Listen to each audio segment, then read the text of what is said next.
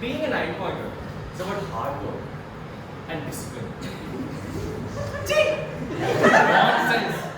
I haven't heard a bigger pile of nonsense in my whole life.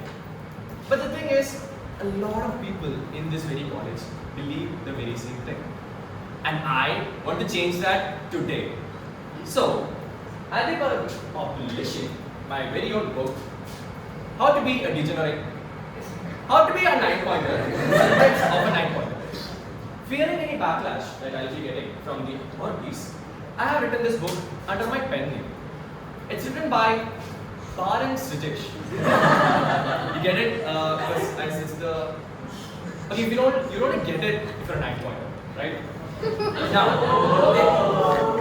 in this speech, I'll be going through 5 points.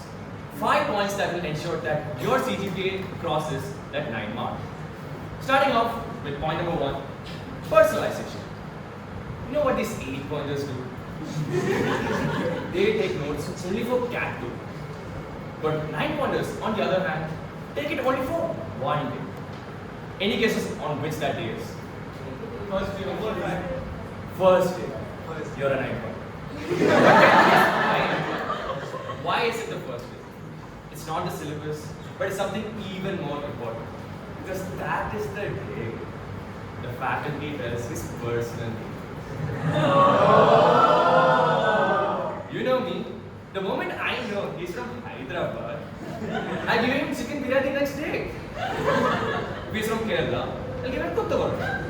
If he's from Tamil Nadu, I'll give him masala dosa. If he's from West Bengal, I'll drop the course.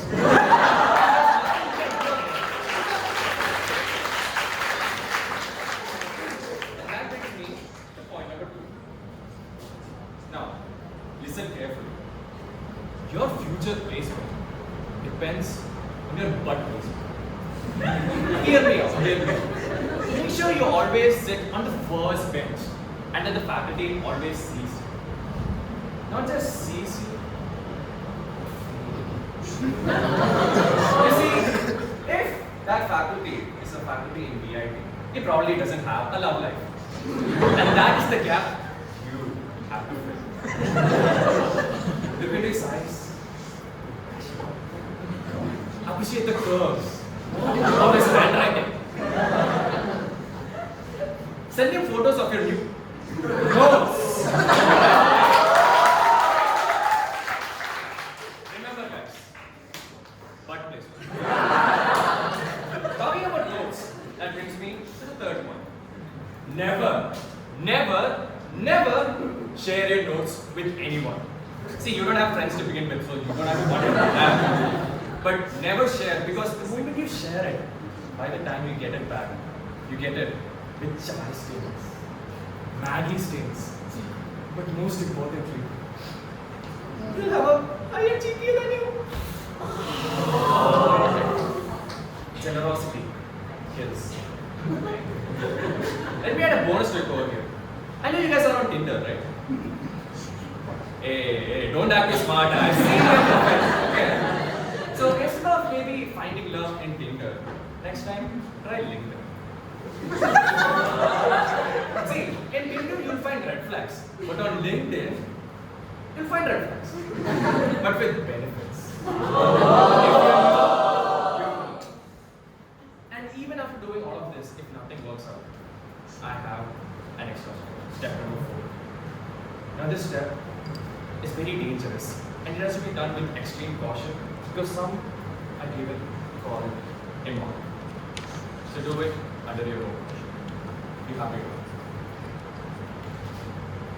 You go to the faculty's cabin. Make sure there's no one. You enter the cabin. Close it. You make sure the cabin is sound. You bend down.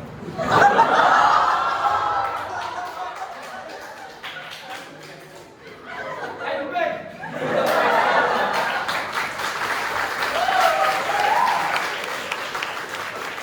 Offer anything that you can.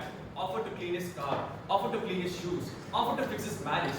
Anything that will give you those gracious 2 marks. And if you do all of these steps, you will still not be a 9-pointer. Because guess what? I lost my 9-pointer privileges last year. And a surprising amount of things happened. First of all, my vision actually improved. And I started seeing things around me, and that people in my class actually have a life. They go for chai at 11 a.m. They watch movies. They have friends. They have a life. They have relationships. So they're holding hands together. Whereas the closest I've come to like physical contact is when the barber hits me on the head. Which is nice, I agree. But was that why I did all this for? Because that day, I saw my 4th year friends. Those 9-pointers, the studious 9-pointers that I looked up to, still unplaced. Unplaced. And I thought, what was the point all this time? And that's when I realized. The answer to the question, how to be a 9-pointer is, don't. Don't be a 9-pointer. Be an 8-pointer with stories. Be a 7-pointer with friends. Be a 6-pointer with a life. Because at that HR interview, they're not going to ask, what is your CGPA? No. They're going to ask, tell me something about yourself. And crying in front of the faculty does not tell much about yourself. So, don't be a 9-pointer. Honestly. Step number 5, manipulation. Never make your friends believe that being a 9-pointer is a good thing. No, that's more competition for you. It's relative grading, guys. Be cunning, that's the only way to win. So, if any of you people reading my book and hearing this speech become a 9-pointer in the future, congratulations! But don't join my class and give me one. Thank you, and now for real. Conversation.